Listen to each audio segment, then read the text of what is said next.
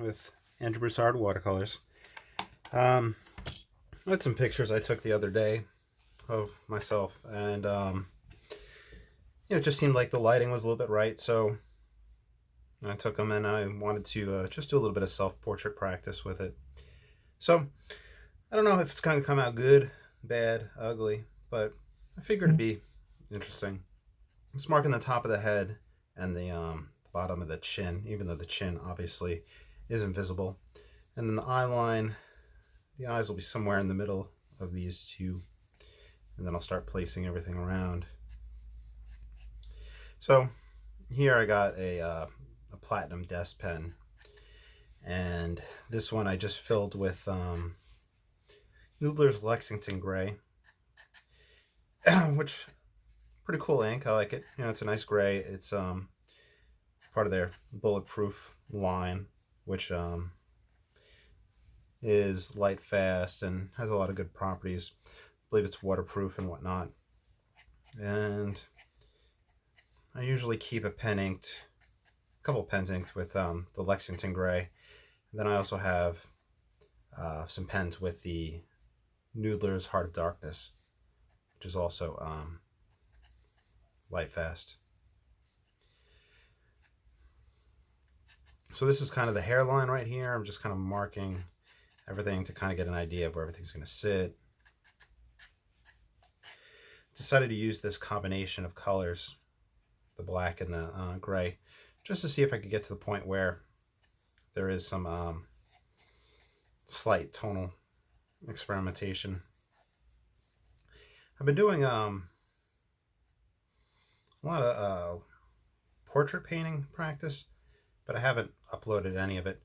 I kind of film them as time lapses, and then I look over them and I see what I did wrong, what could I change, at what point did I get confused, at what point did I push too far.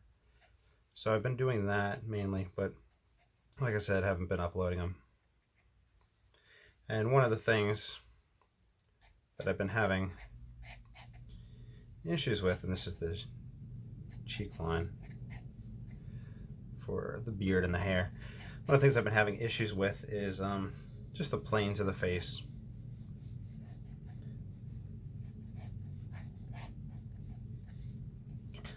I know about them, but utilizing them, I have a hard time.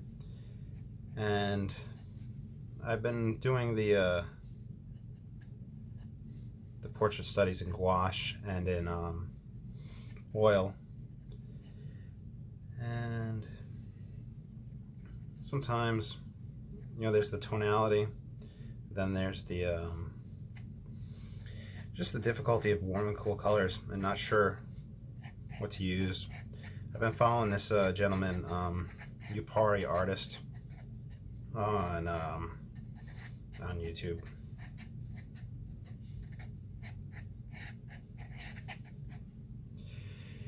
And one of the first steps that he does is kind of get the outside dimensions right and starts to draw everything in using the paint itself. And he'll even fill in like a blocked area of the different tones and call it blocking in. Now, carrying that over to pen and ink, I'm not sure how one would go about doing it. So what I might do is fill in those areas in this manner, and then we'll try to concentrate the lines when we go back in over it. So we'll see what happens. This is just experimenting. The bad thing, or the good thing about self-portraits, is that I'm already pretty ugly, so I don't have to worry about messing up. No, there's that. Sorry, I like corny jokes. That was a fun one. One of the things is that I have the beard, And as you can tell, my beard is quite big. In fact, I'm often known as Coach Beard. It's what students and parents and people will call me. Anyway, so with that being said, there's also the beard just blocks off the mouth and the chin, so I can't really practice that too much with my own self-portraits. I used to be able to do it in college self-portraits. I had a very close beard, just a light thing. But now I've gone all in.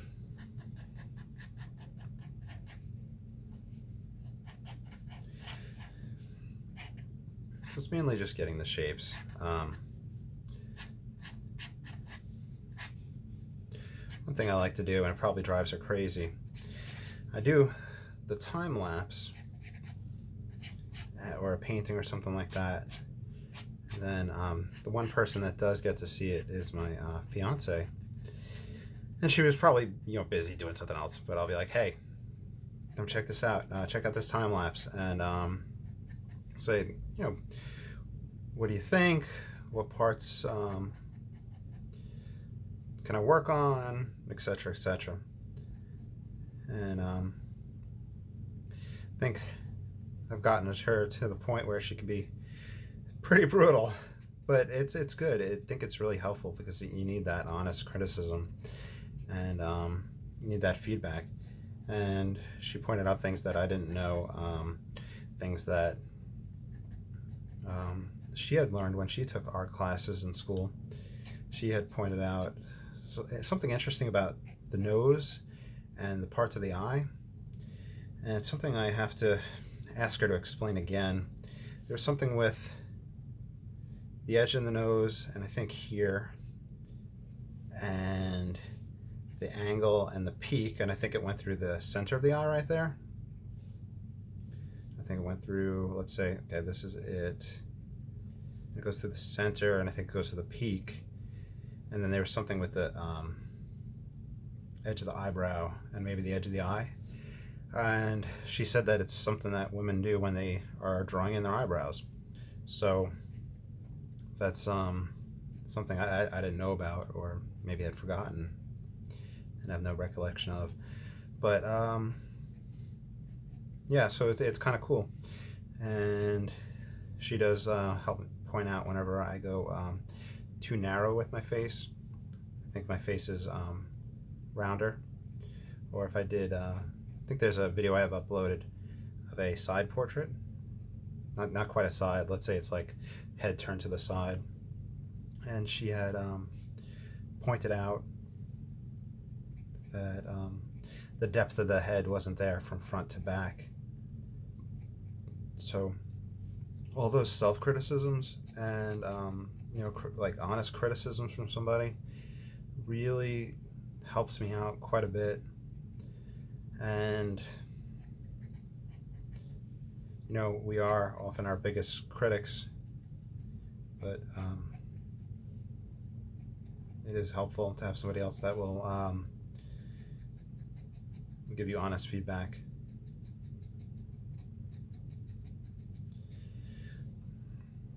See, one thing I often have trouble with myself is my length of my nose.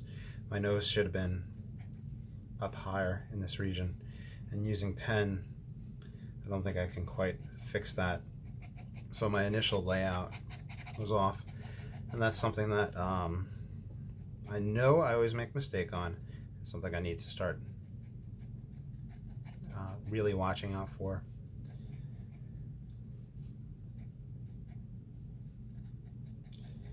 I guess the whole goal of portrait practice is to develop a set of issues, knowing what your problems are, and then from there developing solutions for them. There's probably a whole bunch of other things that filled with. Anyway, so Sorry, kind of rambling. I'm kind of rambling because, you know, I'm still learning, practicing this stuff.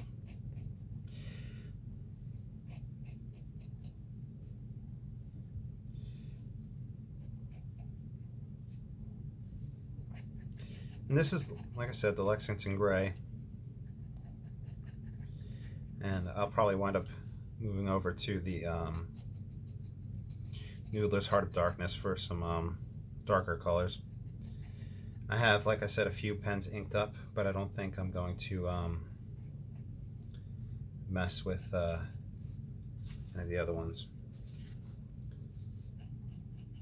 She did say that I have these things called hooded eyebrows or hooded eyes. I don't know what that means. I'll have to ask her again. The person I'll have to ask is my mom. My mom is a makeup artist.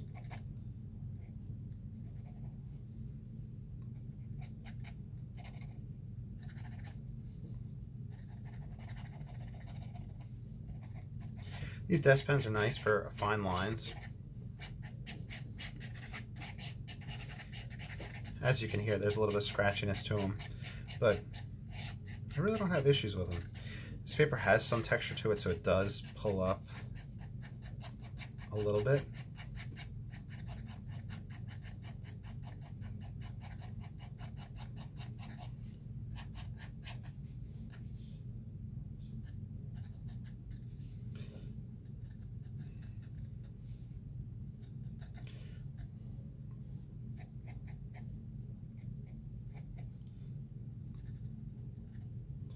See, sometimes does it show? No, it doesn't show. And this desk pen holder is pretty cool. I use it in my classroom. It's an easy way for me to pull a pen and back and forth to sign bathroom passes.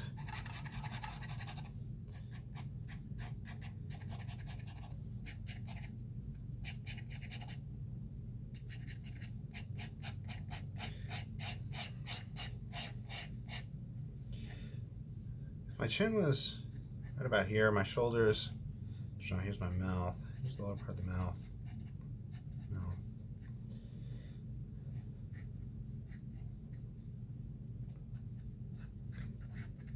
I'm not sure if I'm putting these too high, and I'm not trying to compliment myself, but I do have big shoulders and a big back and traps and all that. I power lift, so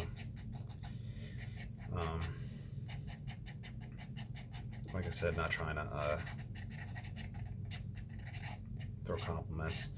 In this picture, I grabbed my beard and pulled it together because it was all wild. I'd taken this, I think, probably 1 or 2 in the morning. I turned on the kitchen light, and I was like, oh, I can take an interesting picture and work from it at a later time.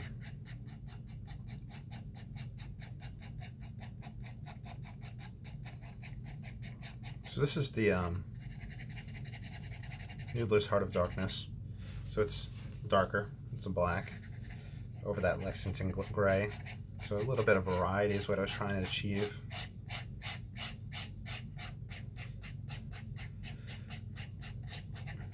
When I do the landscape sketches, I usually use this ink.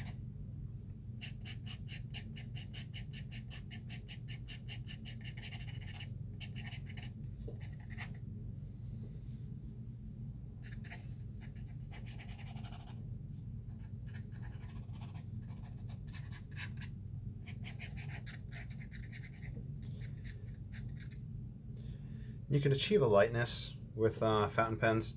Dip pens are a little hard. This isn't a dip pen, sorry, desk pen shape, which is kind of, I don't even know what you would call it.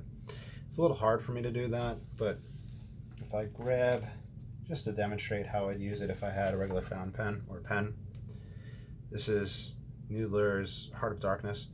I would lightly lever it on my hand and do that. And this isn't a Charlie pen, but I'm just going to use the Lexington Gray for that softness.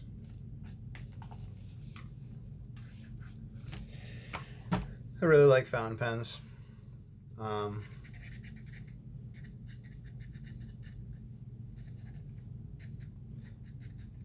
Fun. I went through my dip pen collection today. I went through the nibs, and I don't utilize them that much. And one of my issues is being left-handed. On the upstroke, a lot of the times I catch the nib, the point of a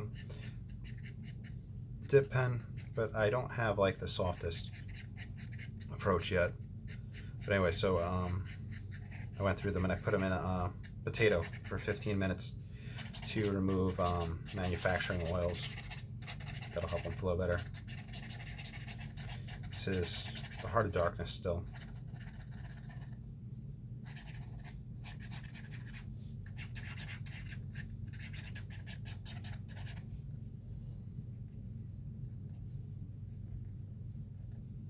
I'm not sponsored by any company, obviously, but you find 2 of these pens on sale, let's say $8 each. You find the platinum converters, so 816 platinum converters, let's say they're $5 to $7 each. That's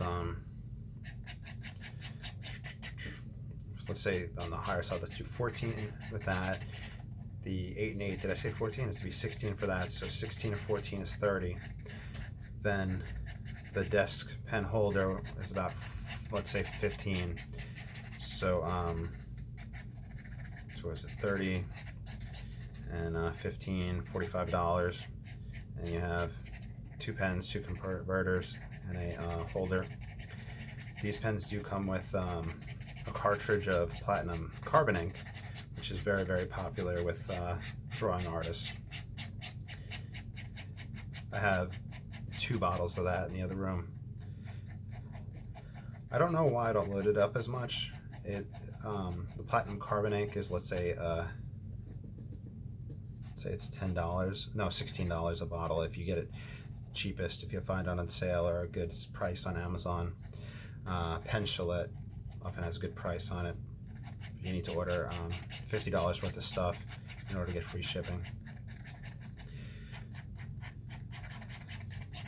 If you went the Noodlers Heart of Darkness and the Lexington Gray route, those 2 big bottles, I had just filled up one. The 4.5 ounces. On sale to not on sale would be anywhere from probably 16 to 21. But all those things would be a good way to get started if you were interested in the fountain pens and sketching.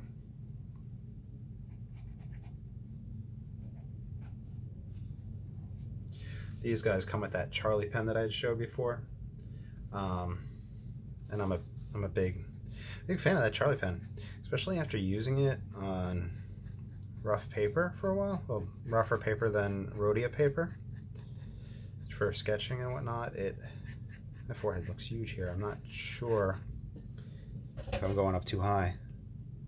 I might be. Probably what I need to do is bring it down, and that'll round my head out some more now that I'm making it so oval.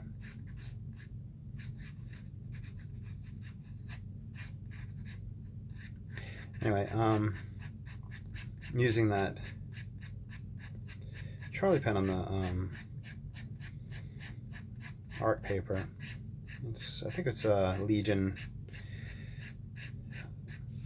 Yeah, it's the Legion multimedia paper. I accidentally got that instead of one of my watercolor sets one day.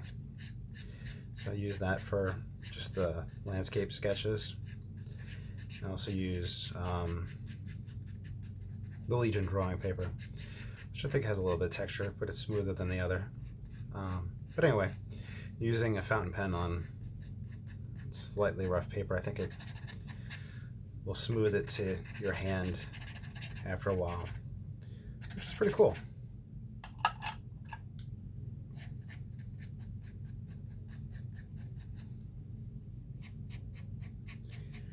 So you could also get this stuff called micro mesh, or Mylar paper. Most fountain pen websites will sell it, and what it is essentially a very, very fine sandpaper, like I think it's 12,000 grit, like half a micron or something like that. It's absurd. And you just gently pass the pen over, the inked pen, in the in figure eights or like in other patterns. You just test back and forth, and that'll help ease the scratchiness of a pen. Goulet pens, Brian Goulet, Goulet, I believe is the spelling. One of the biggest dealers in fountain pens, has a video on how to do that. The guy from Noodlers, Nathan Tardif, his YouTube is Ink Need Last Forever, I believe. He, I think he has a video on it, but he has it on, with his pens, how you can get a really cheap, like $2 nib that he sells, that he has, and you can cut it to a calligraphy shape and then sand it down from there. I think it's in that video. Who else might have videos on it? I made a little video on it when it first started out. I'll probably have to do another one. I do want to make a video on actual nib grinding and shaping nibs, so that'll be something down the line. But I do have one up, but it's not the best. When I was buying fountain pens for the classroom for the students, I had talked about how I was getting the very cheap $1 pens from China, the Hero 616, I believe. Switching back to a darker. Anyway, those nibs aren't pointed. There's no like a round point on the end of them. The Chinese Hero 616. I think it's just literally the metal is the steel is just bent slightly, just to give that little extra surface. But so they're a little rough. They're thin nibs as well. So I would file them down, smoothing them for the students before I handed them out. To be honest, not that the students would know the difference because they hadn't tried any other fountain pens at that time.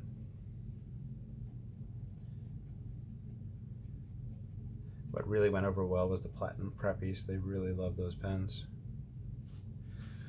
With those, I just would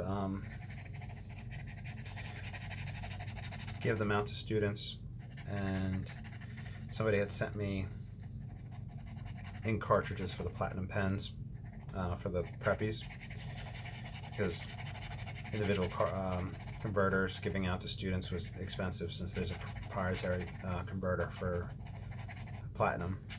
So somebody had sent me some boxes of the different cartridges, and I'd give the box out to the kid that got a Platinum Preppy.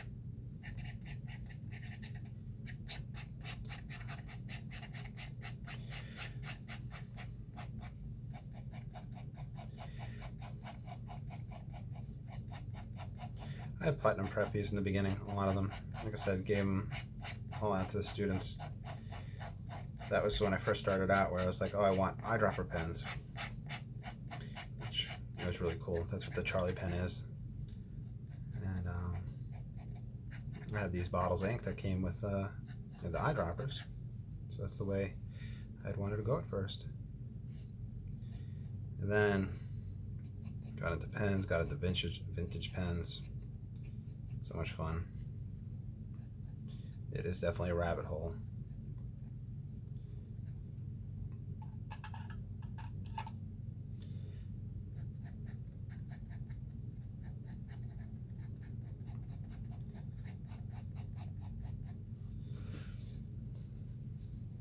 Might have a little bit of paper fiber stuck in this pen.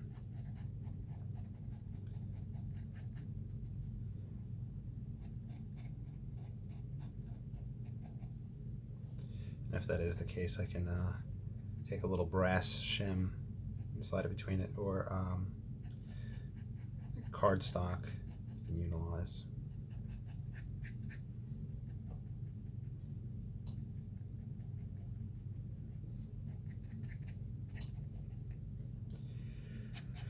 So, trying to see the planes of the face, trying to work with that.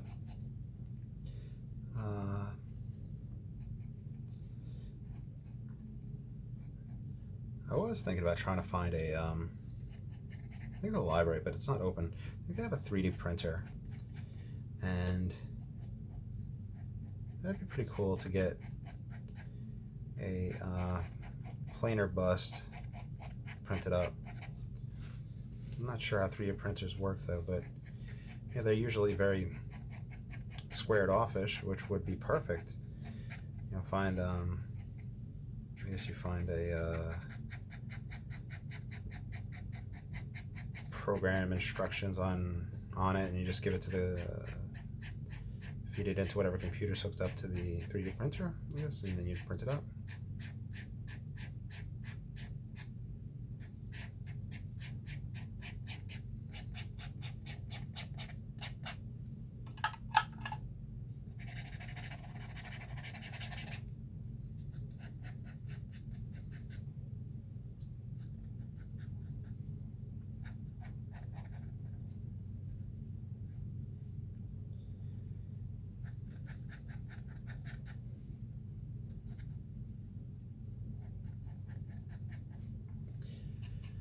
So, like I was saying, the planes I'm trying to learn. I'm also trying to learn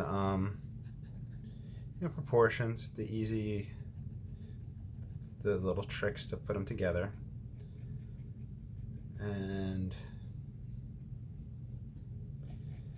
the go-to marks that kind of really always help, little accents. For example, the Pari artist will talk about the accent at the end of the cheeks. Sorry, the lips, the underneath the bottom lip. There was one where he had made the marks for the tear duct, but I don't remember. I'm not good with the anatomy. Apparently he teaches classes, and I think he does online classes that he teaches as well. He really has a lot of information out there, so I think he has a Patreon. Oh, now's a good time for me to mention my Patreon. If you look down below, there's a link for my Patreon account, and I would love for you to consider supporting me. I try to put out free information, and I also have specific free stuff, Patreon exclusive videos on there, and both tiers are really cheap, and it just helps support this channel. So I'd love for you to consider checking that out and supporting me. It just helps with art supplies and whatnot. Especially paper. Paper's been really expensive lately. Having to buy a lot of that, and with the oil paints, it's been expensive too. So I've been, branching out into all the different mediums, and not having any farmers markets or anything like that. So I haven't been able to really sell any artwork. But anyway, so I'd like you to consider signing, up, checking that out, and supporting me. If not, totally understandable. I will not be offended or anything like that. But then, yeah, so that Ipari artist, he has a Patreon too, and if you're feeling extra generous, you should definitely go check him out. It's YUPARI, and I'm not sure if he is an artist for a living, but right now artists are struggling, but I think everybody's struggling with everything that's going on in the world, unfortunately.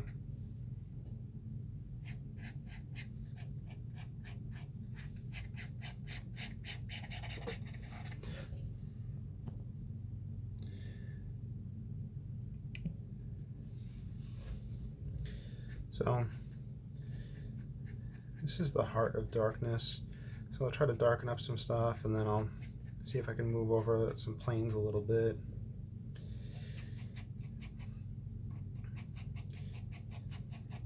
See, one thing that's weird, and if you're an artist, I guess you'll know what I'm talking about, is whenever you have an object lit, you have the classic ball thing where you have the light and then it gets darker as you go from left to right, from right to left in this case, and then on this side you have that backlit reflection.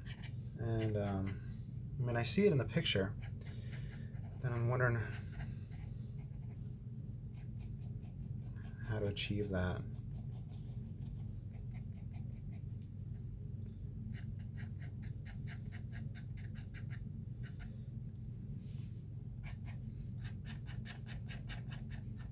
Also, curly beards. How on earth you get that? And curly hair, frazzle-dazzled hair. Just a few marks for the ears.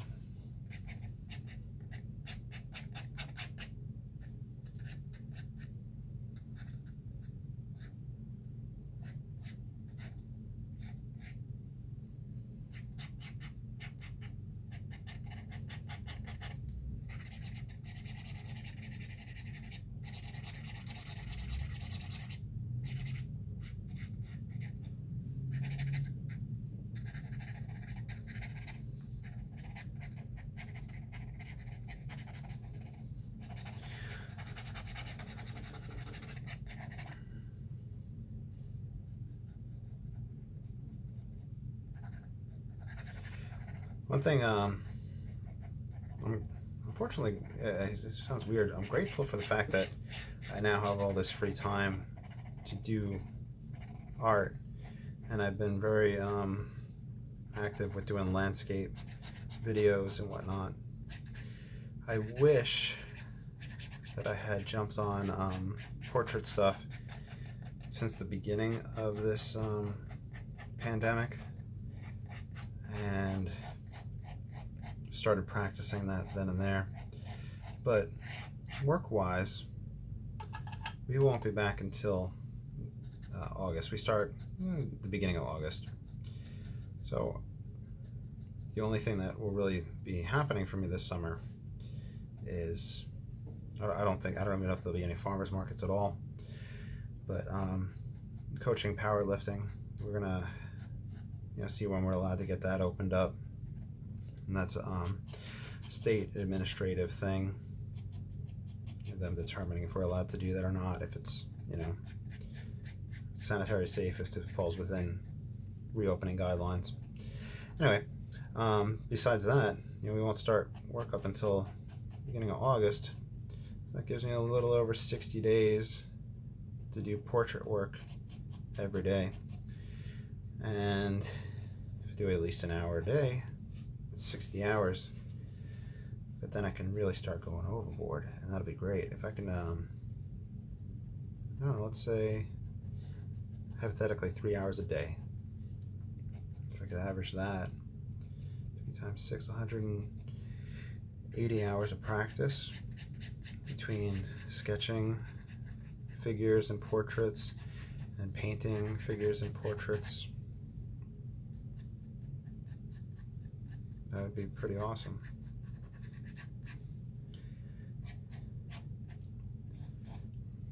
Because that's all art is. It's just practice, researching, asking people. Like I said earlier, I talked to my fiance to have her analyze my work. I'll also ask a few select friends that are into art. So I'm always loving feedback. Oh, actually, I did acquire a troll, which was quite interesting. I was debating talking about it. She had trolled me on some Facebook pages a few months back. It was very weird. I'm down in Louisiana, and I paint dark. I paint tonalist stuff. I like dark, moody stuff. That's just who I've always been. Even though right now I'm wearing a Grateful Dead shirt, which is quite colorful. I like earth tones. I like dark stuff. I wear boots. That's who I am. Anyway, I'll tell you the story of this troll, and then by the time I'm done telling the story, I should be done. I'm just kind of just emphasizing a few more things. So the story of my troll. So she would always post about how dark and moody everything is, and everything's not that dark, and it's so sad, and it's sad that you see the world like that, things like that, which was very weird. And I was like, well, no, you gotta understand, it's like I like the tonalist style, I like the dark paintings, it's just something that I enjoy. And if you go out in the swamp, you got a lot of tree cover, it is dark underneath, in the swamp and the bayou, things like that. And she would post this on everything that I would share on the painting pages, like just very negative stuff. Just not really getting the point of me liking tonalist and dark stuff. So she had posted on one of mine a picture of a swamp down in Louisiana, and she's like, look how bright this swamp is, look how colorful it is, look at the sun shining through. And it was crazy. It was a picture from the Atchafalaya Basin, which is about a 45-minute drive from me. It's a place me and my friend go and bow fish. So I was familiar with the area, and I Googled and I found the picture that she had posted. She pulled it off of Google, she cropped it, then proceeded to edit this photo in Photoshop or whatever program she used, and then posted it as if it was her own, to say that this is how colorful and cheery swamps are. And I was like, and I called her out. I was like, and I engaged the troll. I was like, I found the original photo that you found online. I see where you got it from. I see that you edited it and you cropped it. Like, what are you doing? And she had proceeded to tell me that it was, whoever took the picture, the camera that they used probably didn't auto balance correctly. So I auto balanced this photo. She auto balanced a photo she found off of Google. Anyway, so she disappeared for a while. Then she reappeared and started trolling me again. And, with my tonalist, like sepia paintings, and was like, oh, this time of year, everything's so colorful. There's not this sad and dark. I was like, you gotta be kidding me. And then she had proceeded and started posting my YouTube page and all this stuff. And I straight up blocked her because she was like, oh, is this nighttime? She asked if something was nighttime. That was one of her techniques to try to lure people into a conversation, into a, oh, well, this is what's all wrong if it's not nighttime. So it's just crazy. So that's my troll story. And I guess it's like what they say, you can't pick your trolls, right? So that's my troll. Hope you enjoyed it. If you have troll stories, if you're an artist or anything like that, if you ever had anything like that, I'd love to hear your stories. Though I don't want you guys to focus on the negative. That's why it's best that we just like hear it and laugh about it and just think, oh, that's pretty ridiculous, and then move on. So that being said, I wish I didn't do that little line right there, but I think it's actually pretty interesting. My beard is, if this is my chin, my beard's longer than that. I mean, I'm not really sure how far down I should go with it, especially since I had cropped it right there.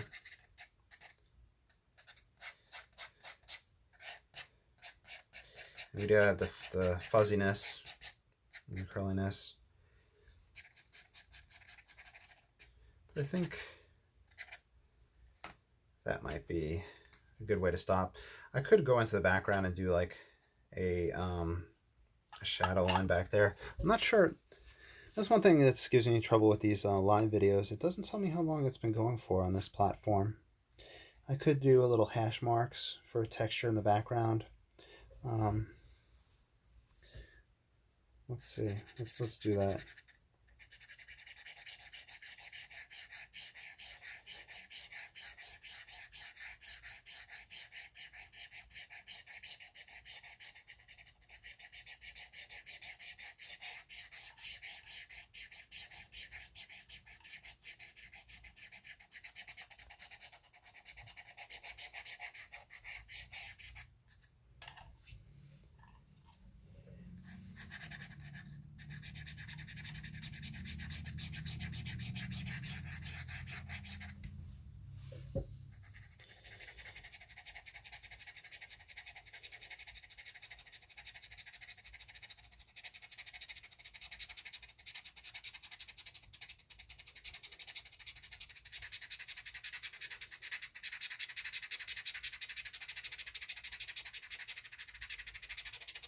I'm just trying to get this in there.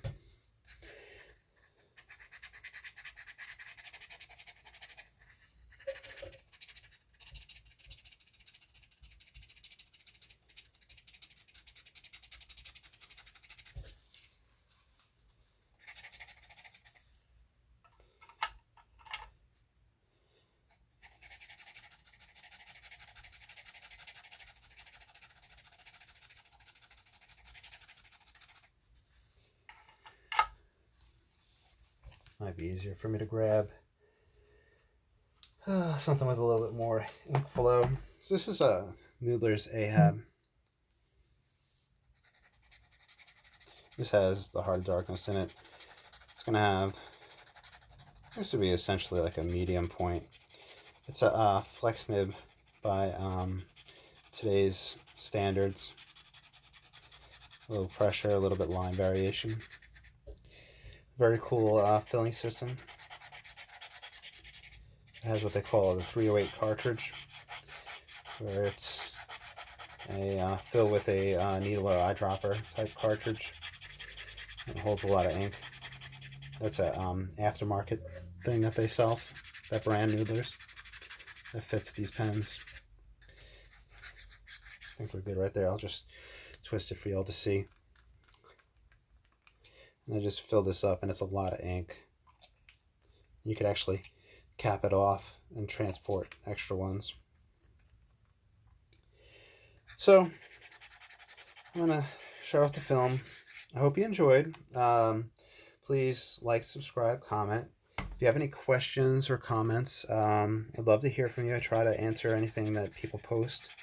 A whole bunch of links down below, like I said, to different social media and whatnot. And hopefully I'll see you all soon. Have a great day. Bye.